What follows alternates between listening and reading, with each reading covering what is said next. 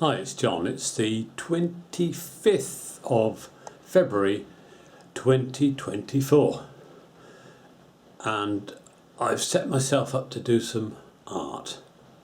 And what happened this morning was we were having a bit of a clear up, and I've got a place in the house where I've got a whole pile of tripods that I've picked up at car boots and sometimes at camera clubs when people have had a clear out, and I've bought them, and then I found that the heads, the oil, which I didn't know anything about, but they were leaking, so they were no good. So I've had a good sort out, tried to find out what they all are, and I thought I'd use them for the art work. So I'm going to show you things now. So this is a really solid, heavy tripod, Velbon D-700. It hasn't got a oil head, and it hasn't even got a shoe at the top, but it's really heavy and solid. So I was going to say it has got a shoe. No, it hasn't got a shoe. The camera just fits straight on there, so that makes it a lot easier. It's all metal, it's not plastic, and it's got a spirit level, and it looks like it will go up about 6 feet. Now this other one is a real brute. I've fit the time lapse on it, and it's not a traditional tripod. It's something called a Unilock System 1700.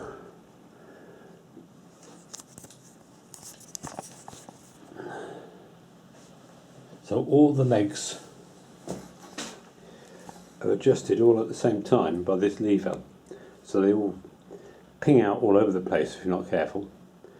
And then it's got this extension, and actually the head had on it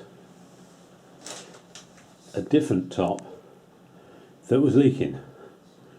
So I've taken that off, and off of one of the others I found this other one, another Velbon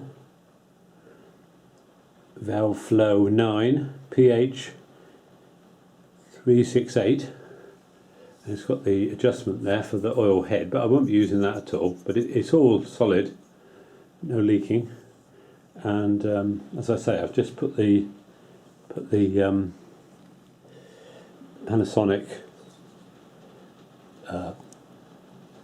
V520 on there, which has got time lapse. I'm mainly using Panasonic V500, which hasn't got time lapse. So I've got two of those V500s without time lapse, but this one's got time lapse. But it has got a slight other fault with it. So most of my things I buy second hand, and quite often they do have faults with them. But that's my little setup. And so I'll move on to the artwork now. So that's the notes for the system. Now this is something I tried last week. Not last week, it was 2 weeks ago on a Thursday. I did this background, which I wasn't very happy with, a little while back, and I thought I'd try doing some figures. And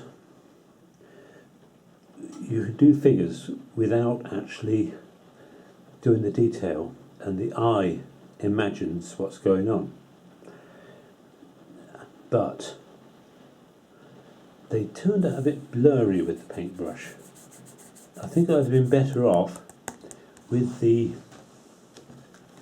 crayons or pencils. I think Helen's got some pencils, some watercolour pencils. So these would have been better for doing the figures, I think. So I might try some of that again. What I've done, got these quite colourful and quite strong tones in the foreground with a bit of shadow, and then as they go back, lighter, and I dabbed them off a bit to take the colour out. So an interesting little experiment, but experiment, that's the thing, experiment. And another bit of the experiment was I've got these spear brushes. Well, I was just trying out different brushes. I'll just try out some. Just had a problem with the camera not liking looking down. The anti-ground something. Didn't like looking down, I had to turn it off. AGS mode. Anyway, this is some practice I had just whisking to do sort of grassy type effects. This was something I was just swirling around with the spear brush, like banknotes, isn't it? So that was quite fun. Some more squiggles, practicing the brush, quite fun. And then here, making sort of bush like marks.